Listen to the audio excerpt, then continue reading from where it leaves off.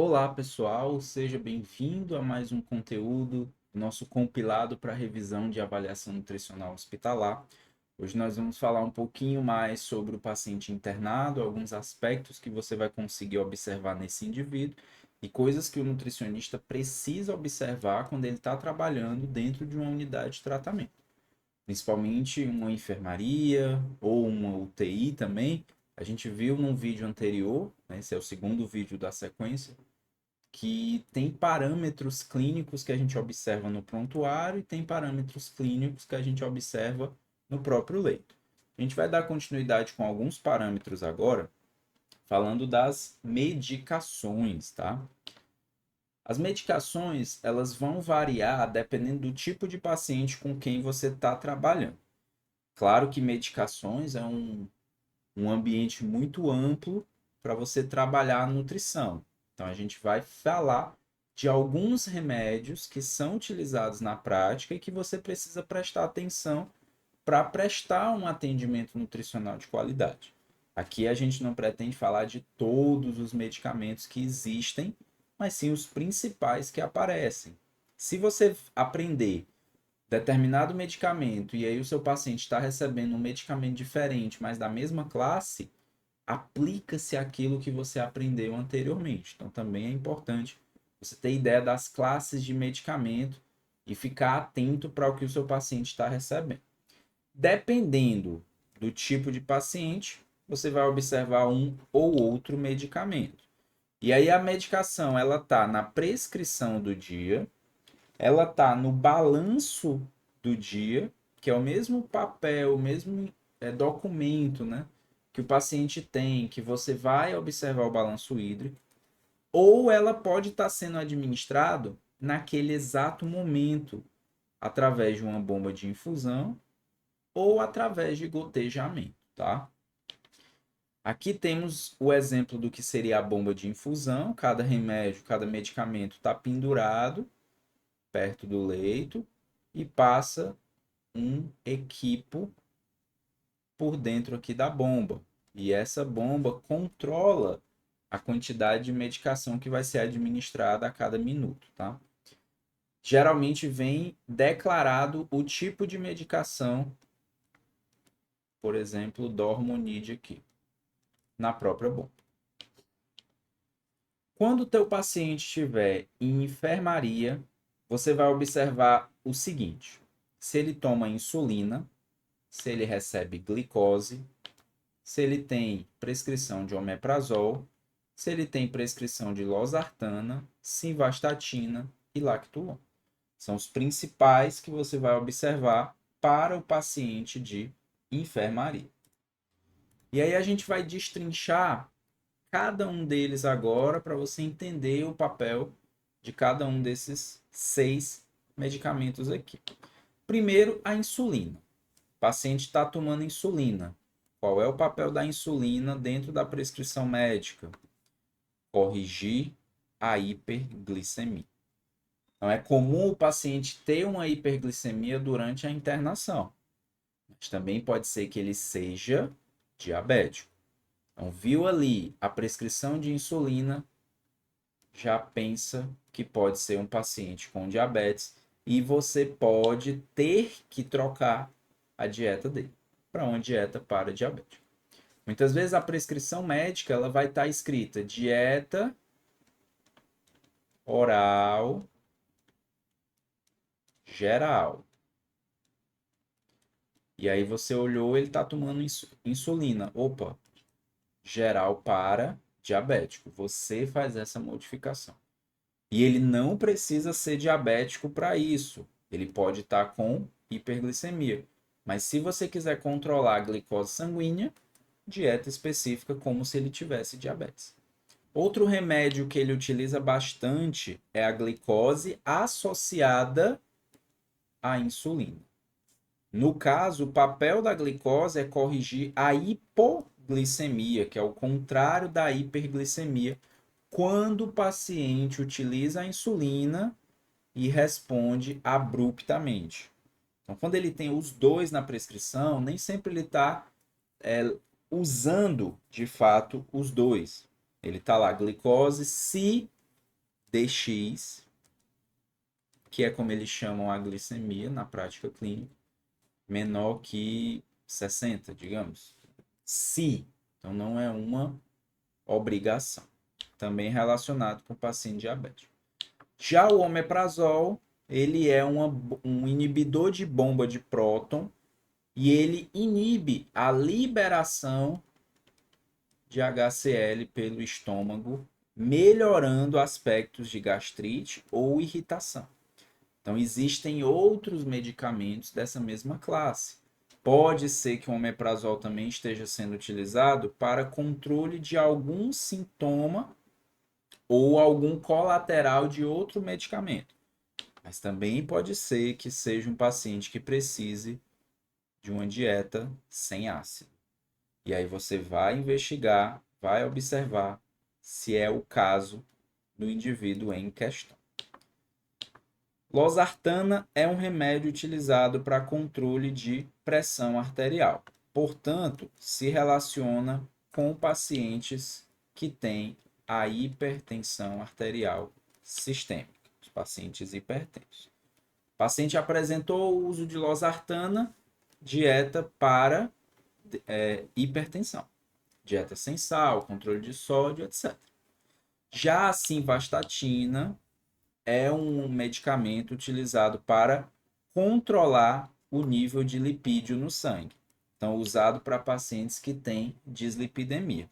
Então, o paciente está usando simvastatina, está prescrito dieta branda, sem nenhuma especificação. Você vai fazer uma conduta para melhora desse perfil lipídico. E aí você vê qual é o caso desse indivíduo, né? O que você vai trabalhar com ele, qual a conduta dentro da tua prática que vai melhorar o aspecto lipídico dele. E finalmente temos a lactulona, cujo papel é causar um efeito laxante no indivíduo, fazer com que o paciente evacue. É quando o paciente está constipado. Então, você olhou lá, ele está tomando lactulona, prescrito lactulona, significa que ele está com dificuldade de evacuar. Fazer uma dieta laxativa vai ajudar bastante, principalmente para que ele não dependa da lactulona, uma vez que é uma medicação que agride um pouco o intestino, já que força uma diarreia osmótica, assim como o efeito, por exemplo, da intolerância à lactose faria no paciente, tá? Se o seu paciente estiver na UTI, por outro lado, você vai observar fentanil e dormonide, propofol, noradrenalina, vasopressina, lactulona e antibióticos. A lactulona tem o mesmo papel, o mesmo efeito que a gente já comentou há pouco, tá? Começando por cima aqui. Fentanil e dormonide é uma dupla de medicamentos que serve para sedar e analgesiar o paciente. Quando ele está utilizando fentanil e dormonide, ele está em coma induzido. Ele está geralmente intubado. Por que que o nutricionista precisa prestar atenção nesses dois medicamentos? Porque conforme o nível de administração vai caindo, significa que brevemente o paciente vai ser extubado, vai retirar o tubo. E para isso é necessário ficar em dieta zero. Para se antecipar à equipe, você já observa que está diminuindo, já observa que o paciente está acordando e já indica a dieta zero, se for o caso, tá? Propofol também tem o papel de sedação. É uma droga mais forte do que fentanil e dormonide, mas tem o mesmo efeito.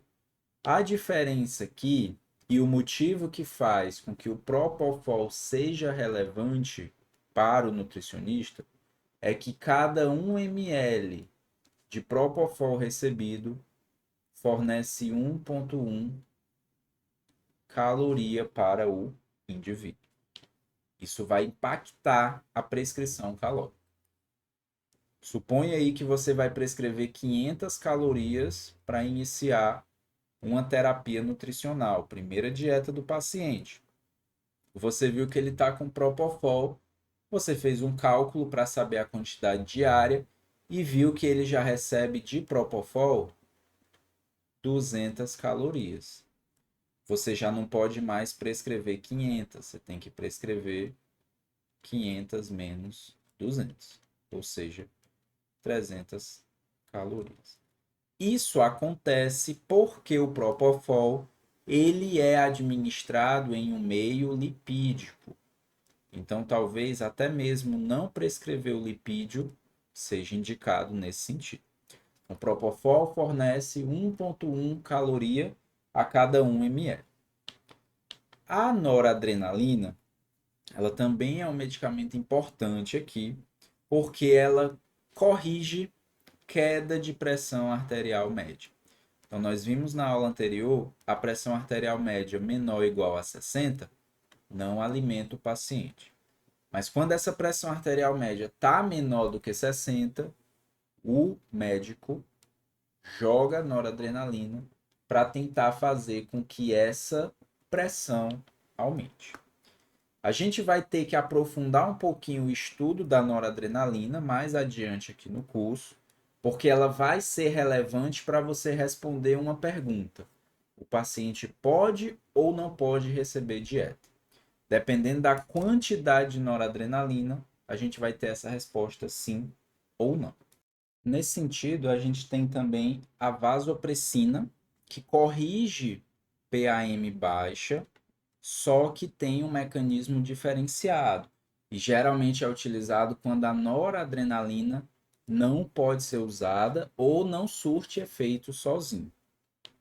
Geralmente, os pacientes, quando têm a vasopressina, eles estão em uma situação muito instável e eles não recebem terapia nutricional.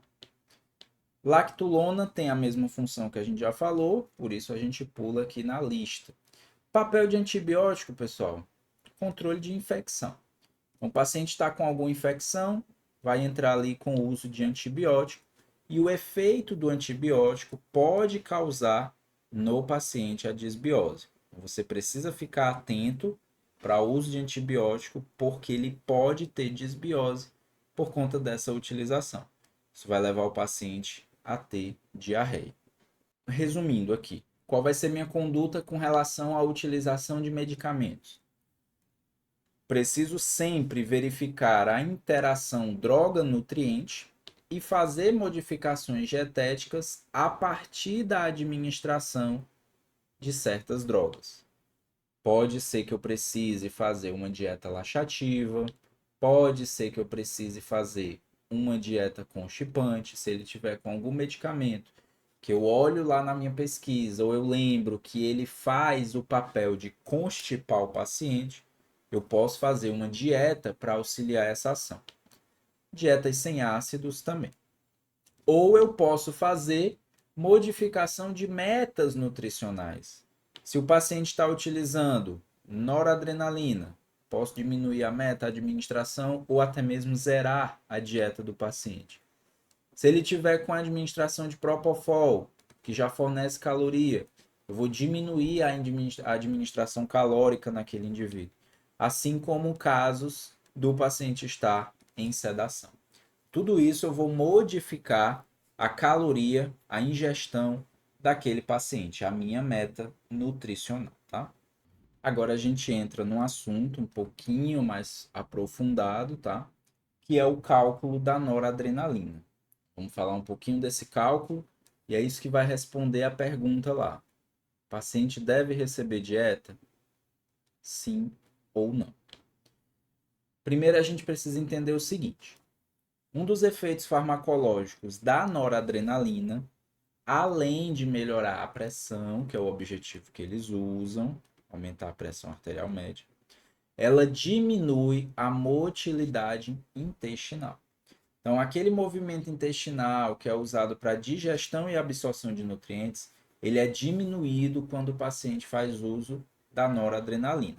Então, dependendo da dose existe, além de um fluxo de sangue modificado, ou seja, o intestino não recebe sangue da maneira que vinha recebendo, esse fluxo é desviado para o cérebro, para o coração, então diminui o fluxo para o intestino. Além disso, essa motilidade diminui. Isso causa o que a gente chama de ilho paralítico. Só que isso depende da dose, tá? Depende ali da quantidade que é administrada. Então, quando você tem o alimento ou a dieta, jeitos de falar, no intestino nesse momento, você pode induzir um quadro de isquemia mesentérica. Você está colocando o alimento para ser absorvido, mas pela falta de oxigênio e pela presença contínua do alimento ali, você vai causar um resultado de isquemia. As células vão tentar produzir energia para absorver o alimento, o nutriente ali, e não tem oxigênio. Então, se isso for em excesso, causará uma isquemia mesentérica. Se tiver fibra dietética associada, pela literatura isso aumenta, esse risco aumenta. As dosagens seguras de noradrenalina são aquelas menores que 0,3 microgramas por quilo por minuto.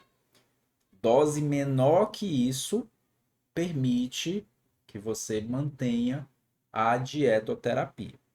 Caso o paciente atinja essa dosagem, é preciso que você monitore sintomas de intolerância, como distensão abdominal, vômito, diarreia, constipação, resíduo gástrico. O paciente está com dosagem de 0,4, apresentou vômito, você suspende a dieta, porque é um sinal de intolerância, um sintoma, na realidade, de intolerância, tá? Se a dosagem for de 0,5, você zera a dieta. Então, aquela resposta ali do sim ou não é o seguinte: se a dose for 0,5 para cima, eu não alimento. Se a dose for de 0,3 a 0,5, eu observo. E se for menor que 0,3, eu inicio ou eu mantenho a dieta, tá? A longo prazo, o paciente pode acabar com esse efeito colateral aqui, pela falta de sangue nessa região, tá? Esse canta um pouquinho na frente, mas olha como é que fica aqui. Olha aqui, esse lado. Pode olhar lá para a imagem. Você tem os dedos ali escurecidos, tá?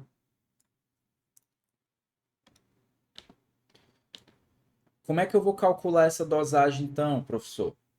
Primeiro, eu vou pegar alguns dados no prontuário e também alguns dados na minha avaliação nutricional.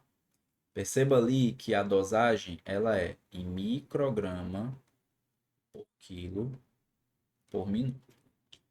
Eu vou precisar dos frascos ampola de noradrenalina, que vão estar na prescrição. Eu vou precisar do peso do paciente, que eu já fiz na minha antropometria. Eu vou precisar da vazão, que é a quantidade que o paciente recebe por hora. Isso aqui está na bomba. Tá? Ele está recebendo naquele momento. Vamos descobrir se esse paciente aqui, AMB, 25 anos, internado em uma UTI, possui estabilidade para receber dieta. Vamos descobrir isso agora. O paciente está prescrito assim, ó, 4 FA, ou seja, 4 ampolazinhas de nora em uma solução final de 250 ml. Ele pesa 70 quilos. Lá na bomba, você viu que ele está recebendo 20 ml a cada hora do medicamento. Beleza. 4 FA em 250, geralmente, isso aqui é uma regra que você pode seguir na maioria das vezes, tá? Se não em todas. Quando você verifica 4 frascos e no final ele tem 250 ml, você já vai utilizar no nosso cálculo 60 microgramas a cada 1 ml. Então, tá vendo esses 20 ml hora que ele recebe? Cada 1 ml desses 20 tem 64 micrograma de nora. E micrograma, ó, é o primeiro elemento que eu quero descobrir para o meu cálculo. Então, 4FA, eu já vou botar aqui cada ml que ele está recebendo é 64. Então, beleza. Se cada ml tem 64, ele recebe 20 a cada hora. Então, ele recebe 20 vezes 64. Vamos utilizar aqui a vazão para fazer o cálculo. Vazão é 20 vezes 64. 20 vezes 64, 1.280 microgramas a cada hora. Só que a gente quer micrograma por quilo por minuto. Pergunto, quantos minutos possui uma hora? 60. Então você divide 1.280 por 60, que é o tempo em minutos que tem essa hora. Vai dar 21,33 microgramas por minuto. O próximo elemento aqui do cálculo será o quilo, o peso, que no nosso caso era 70. Então, basta dividir a administração pelo peso do paciente. E aí nós vamos ter 21,33 dividido por 70 quilos. Então, o paciente possui aí 0,30 microgramas por quilo por minuto. Esse paciente recebe uma noradrenalina de 0,30 microgramas por quilo por minuto. Portanto, eu posso considerar ele nessa faixa aqui, ó. A faixa que exigirá manutenção de dieta, permite manutenção de dieta, permite alterar e observar a dieta. Mas um detalhe, se ele ainda não tiver começado, é indicado não iniciar essa dieta. Então você tem dois ambientes aqui. Primeiramente, o paciente está em dieta zero. Está com essa noradrenalina, mantém. 2. O paciente está em dieta normal. Mantém também. Então, o status que ele tiver naquele momento, você mantém. Se passar de 0,5 e ele estiver recebendo, você suspende. Se for menor do que 0,3 e ele estiver recebendo, mantém. Se ele não estiver recebendo, inicia a dieta. Ok? Então, por enquanto, até essa parte de cálculo de noradrenalina, temos o conteúdo todo coberto. E aí vamos dar seguimento com análise e manuseio do prontuário. Para falar de manuseio de prontuário, a gente vai iniciar falando o que é de fato esse prontuário, tá? A definição do Conselho Federal de Medicina trata o prontuário, primeiro, como um documento único. Então, cada prontuário é único. O prontuário é constituído de um conjunto de informações, sinais e imagens registradas. Essas informações, sinais e imagens, elas são registradas a partir de fatos, acontecimentos e situações sobre o indivíduo. Tanto ele quanto a assistência que foi prestada. Então, todas as informações relevantes ao tratamento têm que constar no prontuário. Tudo que você fez, tudo que o paciente relatou, todos os resultados de avaliação antropométrica, como no caso da nutrição, do exame físico, do exame laboratorial, tudo, ok? E aí tem uma outra importância, uma outra característica aqui grande. O prontuário tem caráter legal. Ele pode ser usado pela justiça para fins de resolução de processo. Sigiloso, o que implica dizer que você não pode divulgar o prontuário do paciente. E científico, ele pode ser usado para a coleta de dados para a produção de estudos. Tá? Prontuário possibilita comunicação entre membros da equipe e continuidade de assistência prestada ao indivíduo. O que implica dizer que o prontuário ele deve ser alimentado durante toda a internação do paciente por todos os indivíduos da equipe multi. Dessa forma, todo mundo sabe o que aconteceu com aquele indivíduo e o que ele teve de serviço prestado a ele e o que aconteceu em cada etapa. É possível, por exemplo, que ele continue a dieta mesmo que ele vá para uma outra unidade do hospital. O documento do prontuário ele pode ser manual ou eletrônico, digitado. Com a assinatura eletrônica reconhecida, se o hospital trabalhar dessa forma, ele pode ser todo online. Se não, precisa ser impresso mesmo as informações digitadas e colocado em prontuário físico. O prontuário ele tem caráter sigiloso, portanto, não são permitidas reproduções por fotografia ou por vídeo. Nunca esqueça disso. Existe uma composição mínima do prontuário, com esses 8 pontos aqui. Todo prontuário deve ter identificação do indivíduo, folha de anamnese, que pode ser clínica, mas também pode ser nutricional. Depois, né, no meio ali do prontuário, você bota a sua anamnese nutricional. O exame físico ou avaliação física, guias e relatórios de encaminhamento, folhas de prescrição. Aqui entra também a prescrição da dieta, tá? É interessante. Folhas de evolução, entra também a evolução da nutrição, interessante. Exames e, quando necessário, para uma participação em estudo, para uma amputação, algum procedimento assim que precisa de assinatura, o termo de consentimento livre e esclarecido e outros documentos de assinatura, tá? Então, nós temos esses 8 pontos mínimos que compõem o prontuário. Cuidado que você deve ter com o preenchimento. Sempre que você for escrever à mão, escreva de caneta azul ou preto, é a cor de preferência, são as cores de preferência. É proibido usar corretivo, tá? Isso é algo que os serviços adotam. Ah, professor, eu errei. O que você vai fazer? Você vai passar um risco, você vai escrever sem efeito.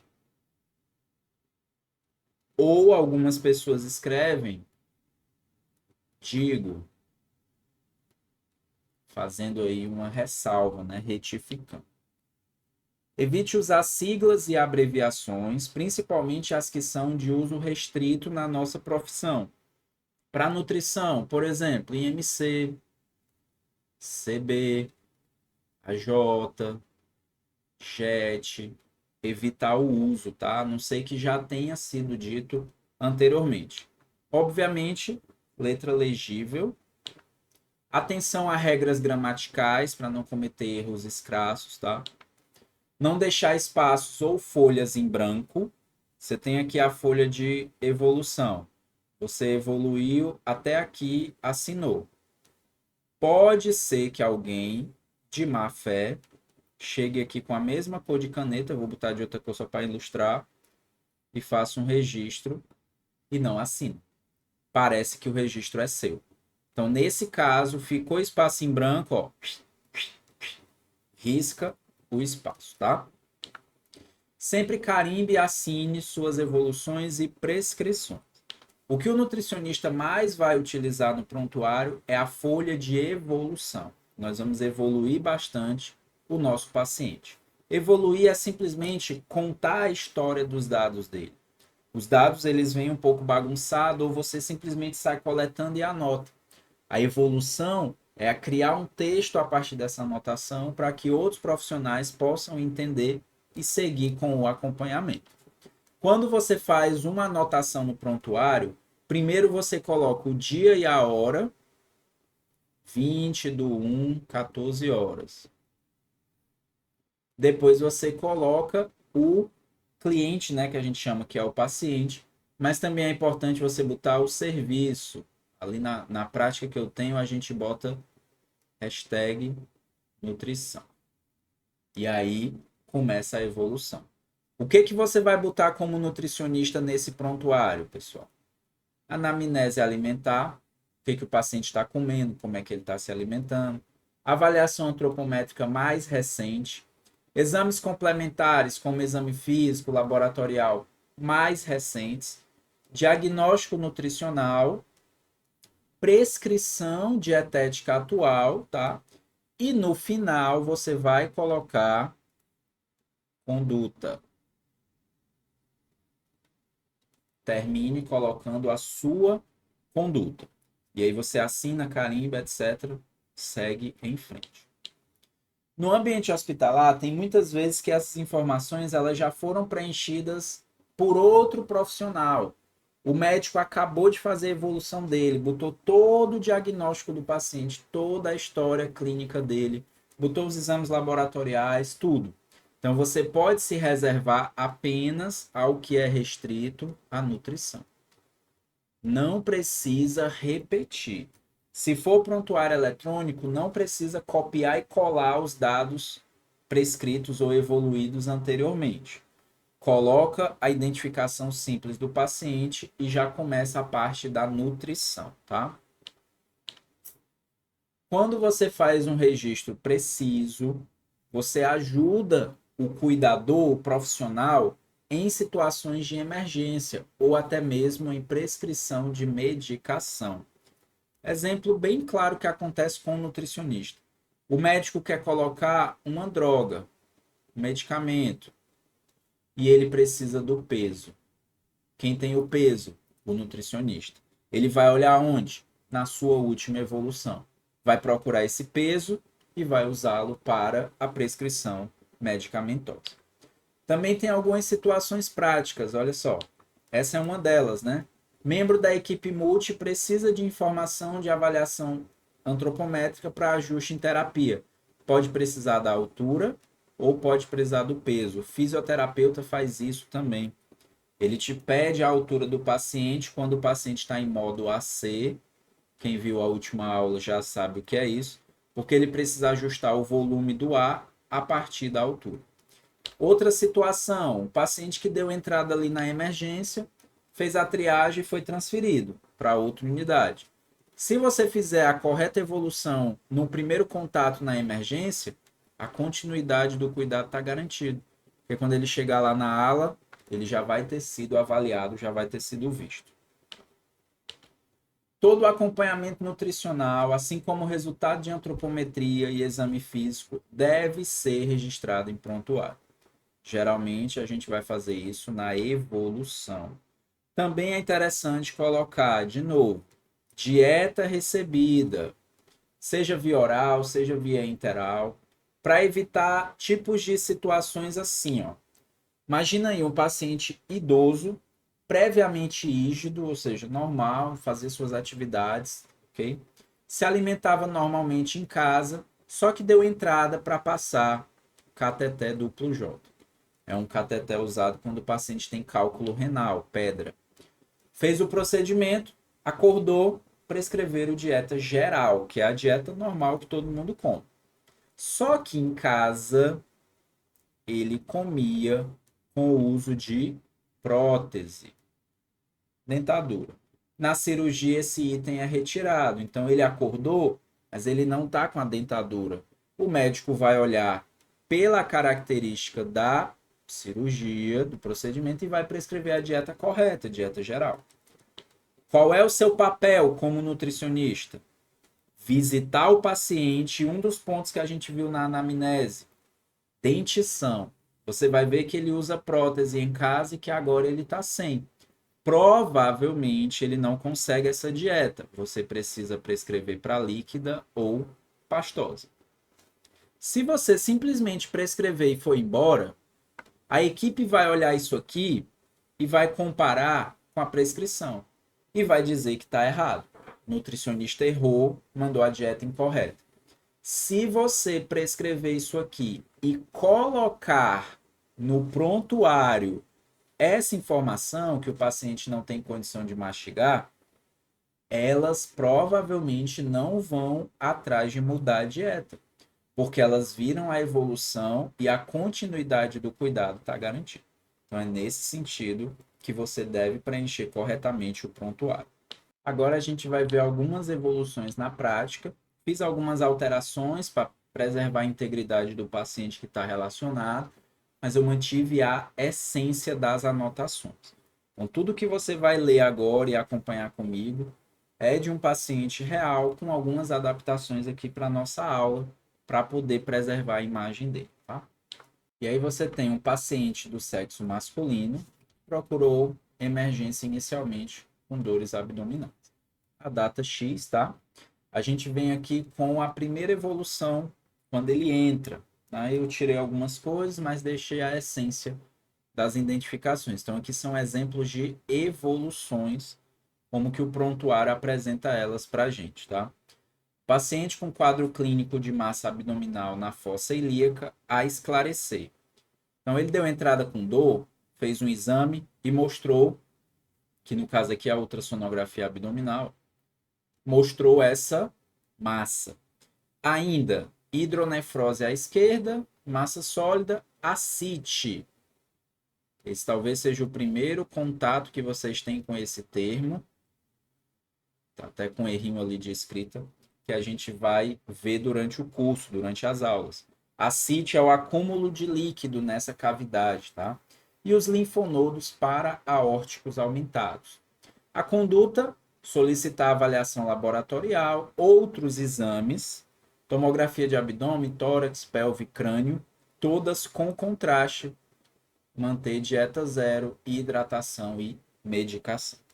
E aí eu já dou logo um alerta para vocês, né? O paciente chegou com dor abdominal, tem uma massa sólida, primeira suspeita, neoplasia. Por isso que faz exame em abdômen, tórax, pelve e crânio, procurando metástase, tá? Depois, passou um tempo e aí tem uma evolução mais completa. Paciente MR, 69 anos, admitido por síndrome consumptiva. Também um problema que a nutrição ela vai enfrentar demais. Queda de peso, queda de massa muscular e queda de massa gorda, assim como queda de funcionalidade também, sem uma explicação. Por isso, uma síndrome consumptiva, tá? AE significa a esclarecer. Então, ele ainda não sabe por quê. Uma massa abdominal com provável compressão extrínseca e hidronefrose à esquerda. Ok. História da doença atual. Paciente acompanhado pelo filho que relata, ó, perda ponderal. O que é isso, pessoal? Perda de peso. 20 quilos. 20 quilos em um mês.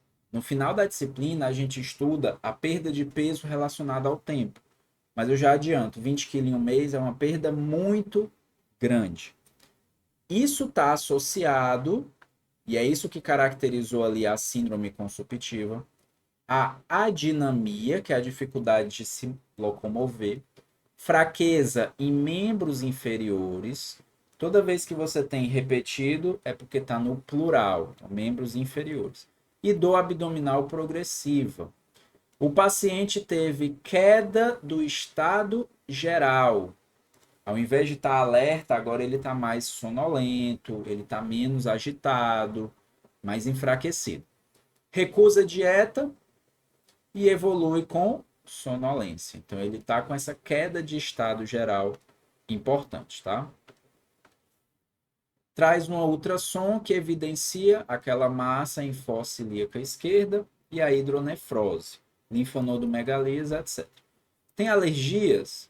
Não sabe dizer. Tem comorbidade? Não sabe dizer. Por isso que coloca ali, ó, a interrogação. Paciente segue muito sonolento e confuso, com saturimetria limítrofe. Saturimetria é a saturação de O2, que a gente estudou aí também nesse material. Muito desidratado, mantendo pressão estável, sem febre, sem evacuações e sem diurese, que é a urina, tá? E aí alguns parâmetros. Ó. Pressão arterial sistólica, 124 a 125, normal.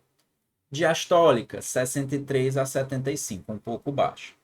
temperatura dentro da faixa esperada, frequência cardíaca também, e a saturação de O2, que ele chamou de limítrofe, está 93%. Então, para esse clínico, ele talvez considere ali um 95 ou 92 como normal, e aí estaria no limite, né? Enfim. Hipocorado, mais 2 de mais 4. O que significa isso, pessoal? A coloração do paciente, para dizer se ele está corado ou não, o máximo é 4 mais. Só que esse paciente ele só está 2 mais. Então ele está hipocorado, abaixo do que seria uma pessoa normal, que seria com 4 ou com 3. Professor, quem é que define isso? O próprio clínico. Isso aqui é o exame físico médico, que na nutrição a gente não vai ver se ele está tão corado assim, a não ser que queira ver anemia. Mas isso aqui é do exame físico médico e isso é subjetivo. Outro profissional pode olhar e pensar que só tem um mais. Outro pode olhar e pensar que tem 3 mais, tá? Não é subjetivo. Afebril. Toda vez que tiver o A, eu estou negando. Então ele não está com febre. Eupneico. Quando tiver o eu, significa normal. E o pneico é da ventilação, então ele está ventilando normalmente. Novamente aqui as cruzes, ó, ele está desidratado. Anictérico, o A de novo mostra negação. Icterícia é a pele amarela. Então ele não está com a pele amarela. Aqui é a avaliação de aparelho pulmonar, que você não precisa se preocupar. Aqui cardíaco. E aqui a avaliação abdominal, que a gente precisa sim se preocupar. O abdômen dele está escavado, não dói quando aperta, não existe visceromegalias, em outras palavras, os intestinos estão no seu tamanho normal. E o RHA, que é o ruído hidroaéreo, está reduzido, diminuído. Isso aqui é como a ciência chama, pessoal, a peristalse. Então ele não tem muita peristalse. Ora, ele está em dieta zero, né? Já era de se esperar, tá? Nas extremidades, ele não tem edema em membros inferiores e ele não tem a panturrilha sem, ou melhor, a panturrilha dele é sem empastamento. Então ele está bem ali na parte de membros inferiores. Com relação a neuro, ele está confuso e desorientado. Glasgow é uma escala que a gente ainda vai ver, tá? Mas é uma escala que vai de 3 a 15, quanto mais, melhor. No caso dele, deu 11. Então, ok, tá um pouco desorientado, talvez sonolento ali. Massas em região de musculatura peitoral, que pode ser um linfonodo. O paciente está inflamado, provavelmente o linfonodo ele está maior. Linfonodomegalia cervical também. Linfonodos são aquelas bolinhas que aparecem, às vezes as pessoas têm aqui embaixo do pescoço, quando estão com alguma gripe, alguma inflamação. O linfonodo é um órgão da defesa. Quando você tem uma inflamação, ele aumenta de tamanho. Então, acaba se tornando essas ínguazinhas, tá? Sem sinais flogísticos. Sinais flogísticos são sinais de inflamação no local. Paciente com algumas pendências, TC de crânio, tórax e abdômen com contraste. Então, até aqui eu já consigo ver que é um paciente que provavelmente está desnutrido, abdômen está escavado, tem perda de peso grande, sonolento, não está consumindo a dieta. Talvez eu já precisasse entrar com sonda, de repente, né? Exames complementares, exames laboratoriais que a gente ainda vai ver, então não vou me aprofundar neles, tá? Conduta do médico: aguardar outros exames, otimizar a hidratação venosa, solicitar a passagem de sonda vesical de demora, que é a sonda de urina, coletou gasometria, que é outro exame, e decidiu internar o paciente. Internar o paciente para investigação. Então, ele precisa ter essa investigação, e aí outros exames aqui solicitados, e um antiparasitário também. Beleza, foi aqui a conduta do médico. O paciente passa alguns dias na unidade, e aí você começa a dieta dele, vê que ele tem um risco para sua alimentação. Nesse caso, você chama a fonoaudióloga. Então, ela veio, avaliou e aí colocou a conduta dela. Nesse ponto aqui, a fono, ela vai descrever toda a avaliação que ela fez e no final ela vai colocar a sugestão de dieta. Pessoal, qual é o papel do fonoaudiólogo no hospital? Ela é capaz de dizer qual é a dieta que o paciente tem maior segurança em ingerir. Não necessariamente a dieta que vai atingir a meta dele. Você que vai dizer isso como nutricionista. O que é dieta oral espessada mel? É uma dieta líquida, que o aspecto do líquido é como mel e não como água. Uma dieta um pouco mais restrita. Esse paciente pode comer dieta branda, que tem pedaços, arroz, carne, etc. Não, porque a fono sugeriu dieta espessada mel. Aí você vem com a nutrição. Paciente em dieta líquida espessada mel, conforme a avaliação de fonoaudióloga, mantenho dieta, suplementada. Então ela disse que era líquida, o nutricionista foi lá e suplementou a dieta. Isso ele pode fazer. Professor, precisa dizer qual suplemento? Não. Precisa dizer quanto de caloria? Não. Quanto de proteína? Não. Fica a teu critério. Desde que você não diga qual é a suplementação, na evolução tá tudo certo. Por quê? Porque senão o profissional de outra categoria, ele pode pensar que aquela conduta serve para todo mundo. E aí ele vai começar a prescrever dieta líquida espessada mel com tal suplemento. Porque ele já viu sua conduta em outros momentos e acha que é a mesma coisa. E a gente sabe que não é. Então aqui eu sinalizo, o nutricionista sinaliza que é caloria e proteína suplementando a dieta, tá? Agora a gente vai falar sobre exame físico, a fazer a introdução desse assunto com o termo inicial, que é a semiologia. A semiologia vem do grego, que significa ciência dos sinais ou estudo dos sinais. Porém, você vai perceber que aqui o estudo é dos sinais e dos sintomas também. Existe essa distinção, tá?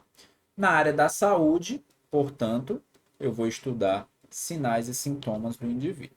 Quando o nutricionista domina essa área da semiologia, ele vai estar apto a complementar a avaliação antropométrica com o exame físico, complementar também a avaliação laboratorial, se ele já tiver feito, com o exame físico, e obter dados de estado nutricional com um método que é rápido e de baixo custo, só que exige um avaliador bem treinado. Então, o exame físico é uma inspeção subjetiva, isso aqui é a principal característica do exame. Você não pode objetivamente dar um resultado, sempre vai depender da opinião de quem está avaliando. Com o objetivo de quê? Verificar sinais ou sintomas que possam indicar carência ou excesso nutricional. Professor, posso indicar uma doença que o paciente tem? Pode, mas desde que essa doença seja relevante para a nutrição. Se não, encaminha para o médico com a sua suspeita. Você vai iniciar da cabeça até os pés. Se você quiser fazer ele de maneira completa, você não é obrigado. Você pode querer fazer o exame físico só na região torácica, só na região de membros inferiores. Fica a seu critério. Quando você combina o exame físico com outros componentes da avaliação nutricional, como anamnese, antropometria, análise laboratorial, você acaba tendo uma perspectiva da evolução do estado nutricional do indivíduo. Então, quando ele é combinado, você consegue ver o estado nutricional de maneira grande, né, macro. Fornece evidência das deficiências ou excessos nutricionais que podem afetar a saúde, mas que muitas vezes se perdem na anamnese. Primeiro, a gente vai começar aqui pelos sinais, tá? Os sinais são manifestações clínicas de uma doença que são observadas. Essa aqui é a característica principal deles. O examinador observa. Tudo que você puder verificar no paciente, seja por palpação, inspeção, ausculta, qualquer que seja a técnica, tudo que você conseguir ver no paciente é um sinal. Por outro lado, o sintoma é uma sensação que o paciente tem. Você não vê, é ele que precisa te falar. Então, muita gente confunde o que é um sinal e o que é um sintoma. O sinal é visto, o sintoma é sentido. Os sinais serão vistos e identificados pelo avaliador. O paciente muitas vezes não sente ou acha que é normal. Então, muitas vezes ele acha que o que ele tem ali é normal, uma massa, um abdômen mais globoso, mas você vai conseguir ver e identificar. Já o sintoma, o avaliador não vai ver. Ele não vai conseguir dizer que o paciente tem aquilo, a não ser que o paciente fale. É uma sensação. Olha o exemplo de sinal aqui. Mucosa pálida, pele e olhos amarelados, abdômen globoso, etc. E o sinal, o exemplo do sintoma, dor e sensação. Dor abdominal, sensação de queimação nos olhos, aquilo que ele está sentindo. Ah, eu estou sentindo dor de cabeça. Você não olha para a pessoa e você vê, tá com dor de cabeça. Não. Mas ela pode apresentar sinais. O olho inchado, o aspecto mais cabisbaixo. Enfim, ela mostra sinais de que ela tem um problema. Mas o sintoma da dor, que é um sintoma, dor de cabeça, ela que vai te dizer. O exame físico ele tem algumas limitações, tá? Principalmente essa aqui. Sinais e sintomas podem se desenvolver em estágios mais avançados de depressão. A gente vê muito isso na anemia. O paciente está com o exame laboratorial todo bagunçado, iniciando ali, mas ainda não está com a mucosa e a pele pálida. Então, quando ele apresenta mucosa e pele pálida, é porque ele já está com o exame laboratorial alterado há um tempo. Também tem uma limitação muito grande, que é o fato de que esses exames, né, os sinais e sintomas, não são específicos e também são pouco sensíveis. Você precisa distinguir o que é algo nutricional de algo não nutricional. A CIT, ou abdômen globoso, pode ser desnutrição, doença hepática, doença cardíaca e doença renal. Um único sinal pode ser 4 coisas. O que vai dizer se é doença hepática? O complemento laboratorial. Desnutrição também. Renal, outras partes do exame físico. Então, tem todo um rol de possibilidades. Dependem da visão e do olhar clínico do avaliador e também de um treinamento. Se o avaliador não for bem treinado, ele não vai conseguir conduzir o exame físico da maneira correta. Como é que você realiza o exame físico? Você pode trabalhar nessas partes aqui, ó, na face, no tórax, nos membros inferiores, nos membros superiores, na língua, nas unhas, no cabelo, em várias partes do corpo. Como é que você avalia? As formas de avaliar. Você pode fazer uma inspeção, uma palpação, uma percussão e uma ausculta. O nutricionista, ele vai fazer muito mais a inspeção e a palpação. Vamos ver cada um deles agora. Começando pela inspeção. Na inspeção, o avaliador utiliza visão, olfato e audição. Ele não pega. Então, é tudo que você consegue ver, sentir o cheiro ou escutar. Então você olha para a pessoa, vê um aspecto de acúmulo de gordura, sem tocar nela, mas só pela visão. Você consegue ver a obesidade. Ou o contrário, a caquexia. Você pode olhar e achar que a pessoa está um pouco desidratada, com a pele um pouco quebradiça, né, seca, não está íntegra, a ferida não está cicatrizando bem, a pele está amarela, o abdômen está distendido, ele está com estado geral diminuído, etc. Então, tudo que você vê, escuta ou sente o cheiro. Já a palpação é uma avaliação tátil. Você pega no paciente. O seu uso objetiva sentir pulsações e vibrações ou ainda aspecto de forma. Você pode olhar, por exemplo, turgor, elasticidade da pele, integridade da derme, tamanho de órgãos, se o paciente tem edema, alguma massa ou ascite. Opa, professor, ascite também estava no outro. Sim, alguns sinais ou sintomas, principalmente os sinais, né? Já que você vai ver. Alguns sinais podem ser detectados por duas técnicas diferentes. A ascite é um deles. O edema também. Eu posso olhar para o paciente e ver que o pé dele está inchado. Ou eu posso pegar no pé dele e dizer que o pé dele está inchado. Então, o edema também pode ser avaliado pelos dois métodos.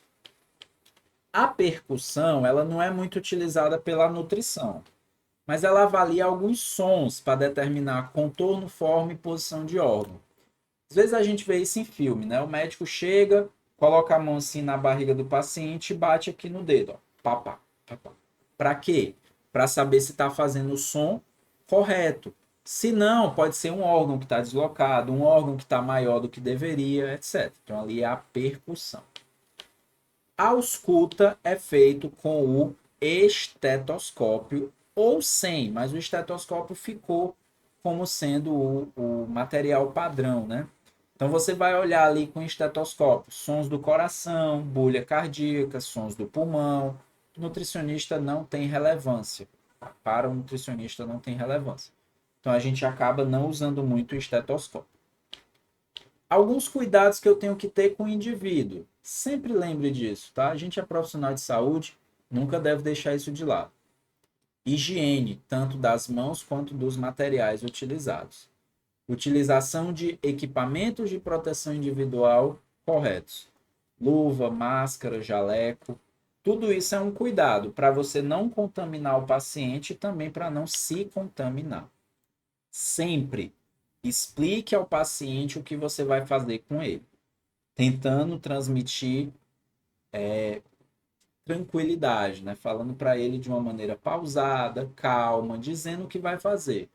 Ó, vou pegar aqui no seu braço para ver como é que você tá, se tem algum inchaço, alguma coisa assim. Então você vai conversando com o paciente.